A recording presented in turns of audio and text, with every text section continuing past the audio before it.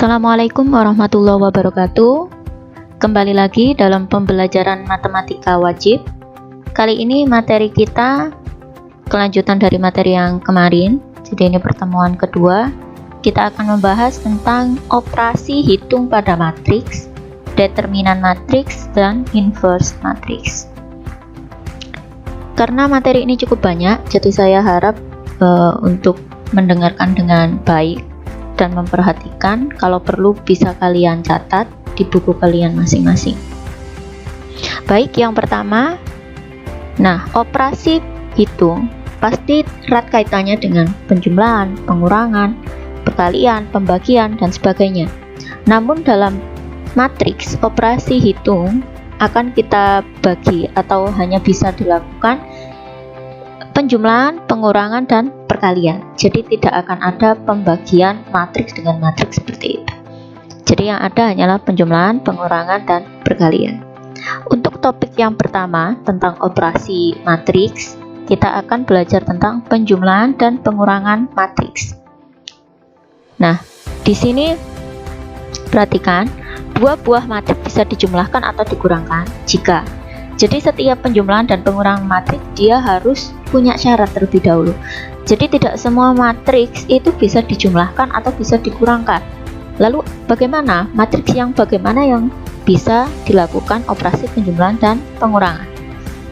Syarat yang pertama yaitu dia memiliki ordo yang sama. Contohnya misalkan ordo A 2 kali 2, jadi dia baru bisa dijumlahkan ketika ordo selanjutnya yaitu juga 2 kali 2. Misalkan ordo yang pertama 2 kali 3, jadi dia baru bisa dioperasikan penjumlahan dan pengurangan ketika ordonya sama-sama 2 kali 3. Kemudian dilakukan operasi elemen seletak. Ini maksudnya apa? Jadi nanti kita perhatikan ke contoh selanjutnya.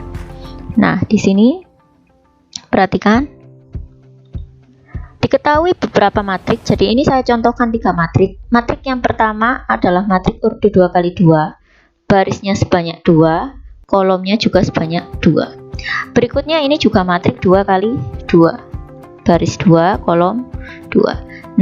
Matriks yang C kita perhatikan barisnya 1, 2, 3. Ini ada 3 baris dan 2 kolom. Berarti matriks C adalah matriks ordo 3 kali 2. Perhatikan di sini. Kita yang pertama disuruh menghitung A ditambah B. Apakah bisa kita menjumlahkan A ditambah B? Jawabannya adalah bisa. Kenapa? Karena A dan B ini memiliki ordo yang sama. Jadi untuk syarat yang pertama sudah terpenuhi. Kemudian karena ini bisa dijumlahkan, kita kerjakan saja seperti ini. Ini matriks A, ini matriks B. Kemudian apa Bu yang dimaksud dengan operasi elemen seletak? Jadi operasi elemen seletak adalah kalian hanya boleh menjumlahkan elemen-elemen atau anggota-anggota matriks yang seletak. Contoh, 1 di sini letaknya sama dengan negatif 4. Berarti dia baru bisa dioperasikan 1 dengan negatif 4. Jadi 1 di sini tidak bisa dioperasikan dengan 3, 0 ataupun 2 karena tempatnya tidak seletak. Kita cocokkan dengan yang seletak, berarti karena ini dijumlah, berarti 1 ditambah negatif 4, kemudian 2 dengan 2, 2 tambah 2, kemudian ada 3 ditambah 3, yang terakhir 4 ditambah 4. Setelah itu kita jumlah semua dan menghasilkan matriks 2 kali 2. Jadi perhatikan lagi, operasi penjumlahan dan pengurangan matriks. Misalkan kalian punya matriks 2 kali 2, dijumlah dengan 2 kali 2, hasilnya sudah pasti matriks 2 kali 2. Jadi hasilnya pun juga matriks yang sama. Kemudian yang kedua, misalkan ada contoh soal, ada latihan. Hitunglah nilai A plus C. Perhatikan. Nilai A adalah matriks 2 kali 2, sedangkan C adalah matriks 3 kali 2. Sama atau tidak? Berbeda kan? Karena berbeda, jadi perhitungan ini tidak bisa dilakukan. Jadi kalian tidak perlu repot-repot untuk menghitung matriks yang berbeda ordo. Berikutnya untuk perkalian skalar dengan matriks. Ini kita sudah masuk ke ranah perkalian. Jadi nanti perkalian akan ada 2 macam. Yang pertama skalar dengan matriks, dan yang kedua nanti matriks dengan matriks. Bedanya apa? Skalar adalah bilangan biasa. Nah, jadi bagaimana jika bilangan biasa dikalikan dengan matriks? Apa yang terjadi? Perhatikan di sini ya. Jika K adalah skalar, artinya dia bilangan biasa. Artinya bilangan biasa itu apa, Bu? Ya berarti 1, 2, 3, negatif 1, 2, 3, dan sebagainya. Dan A adalah matriks. Maka K dikali A, ini artinya dikali, adalah perkalian setiap elemen matriks A dengan K. Maksudnya bagaimana? Kita lihat di contoh. Nah, ini dengan contoh yang sama seperti tadi, saya punya 3 matriks di sini. Nah, yang pertama, hitunglah 3A. Artinya apa? Kalian disuruh mencari nilai 3 dikali A. 3 dikali matriks A. Berarti artinya 3 ini bilangan biasa, kita kalikan dengan matriks A. Artinya apa? Dikalikan setiap elemen dengan matriks A. Jadi 3 dikali 1, kemudian 3 dikali 2, 3 kali 3, 3 kali 4 menghasilkan ini. Apakah ini ada syarat, Bu? Hanya untuk matriks tertentu atau tidak? Untuk perkalian skalar, dia tidak punya syarat apapun. Jadi dia bisa dilakukan dengan sembarang matriks. Entah dia itu matriks 2 kali 2, 3 kali 1, 4 kali 4, dan sebagainya. Semuanya bisa. Jadi untuk perkalian skalar dengan matriks bisa dilakukan di seluruh matriks. Tolong diperhatikan itu ya. Jadi misalkan disuruh menghitung min negatif 2C. Negatif 2 ini adalah bilangan skalar. Jadi ya sama, berarti negatif 2 kita kalikan 1, negatif 2 kalikan 0, dengan tetap memperhatikan letak suatu matriks elemen-elemennya. Akhirnya menghasilkan ini. Perhatikan. Jadi ini punya syarat hampir sama dengan yang penjumlahan dan pengurangan antar matriks seperti itu. Syarat yang pertama, nah jika suatu matriks A dia berordo M kali N, ini saya umpamakan M kali N, kemudian matriks B dia punya ordo P kali Q, maka A kali B atau perkalian matriks A dengan matriks B didefinisikan jika dia memenuhi syarat. Yang pertama, jadi N di sini adalah ordo terakhir. Jadi kan ordo ini kan artinya dia baris dikali kolom. Ya, ini baris dikali kolom, ini baris kali kolom. Kemudian yang P dan Q-nya ini juga baris kali kolom. Perhatikan ya. Syarat yang pertama adalah nilai N sama dengan P. Jadi sebelum kalian mengerjakan perkalian matriks dengan matriks, kalian wajib mengecek apakah syarat-syarat itu terpenuhi. Barangkali memang matriksnya tidak bisa dikalikan seperti itu. Kita cek matriks ordo yang paling belakang, matriks pertama di kolomnya, N-nya apakah nanti sama. Jadi di sini ya, apakah sama dengan P. Contohnya, misalkan ini matriks 2 kali 2, dia baru bisa dikerjakan ketika matriks yang pertama berbunyi 2. Entah itu nanti 2 kali berapa, seperti itu. Yang penting yang pertama ini N sama dengan P. Kemudian syarat yang kedua, dia akan menghasilkan matriks baru berordo M kali Q.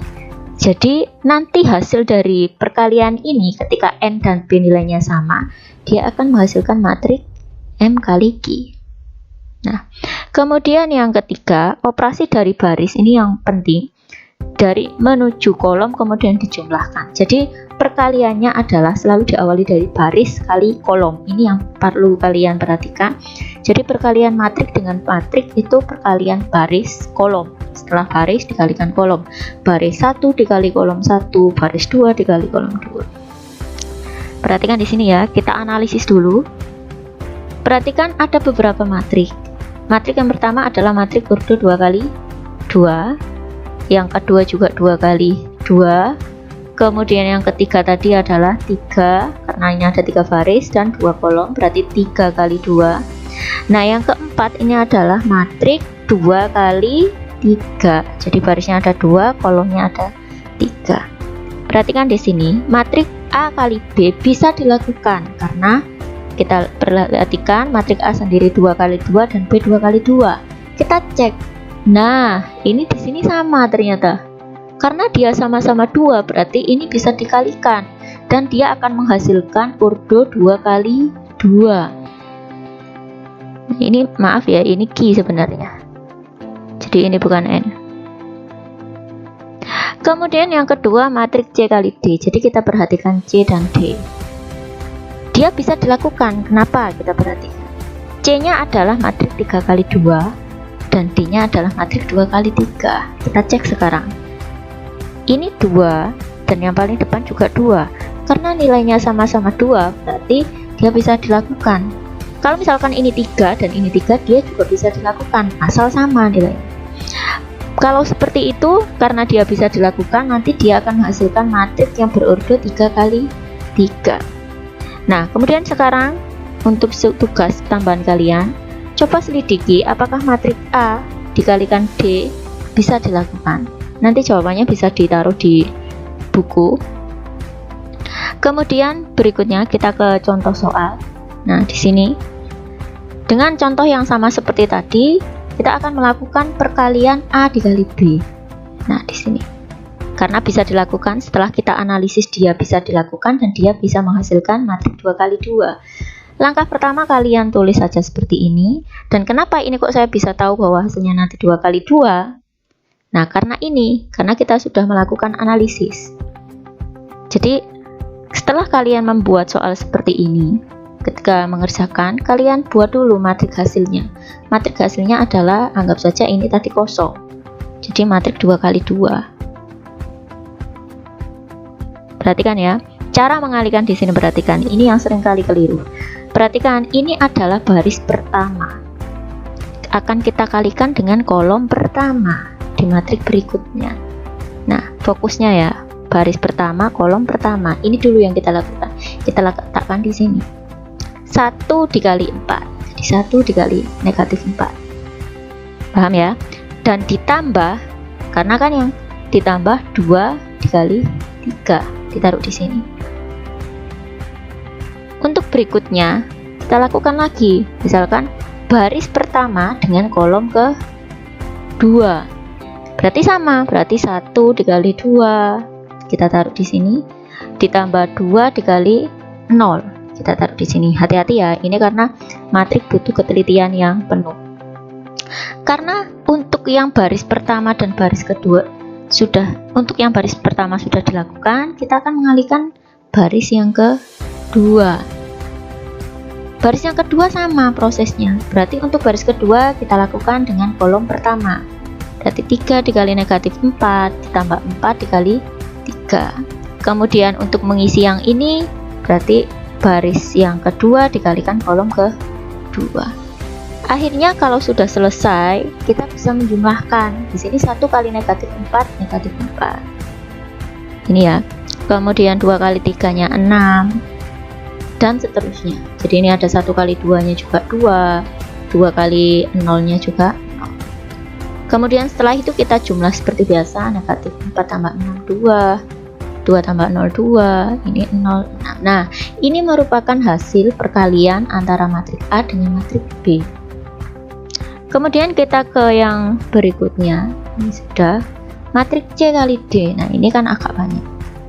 Matriks C kali D, karena dia 2 kali 3 kali 2 dikali 2 kali 3 menghasilkan 3 kali 3. Akhirnya saya bisa menuliskan seperti ini dulu. Jadi ini sebenarnya awalnya kosongan, yang akhirnya saya isi.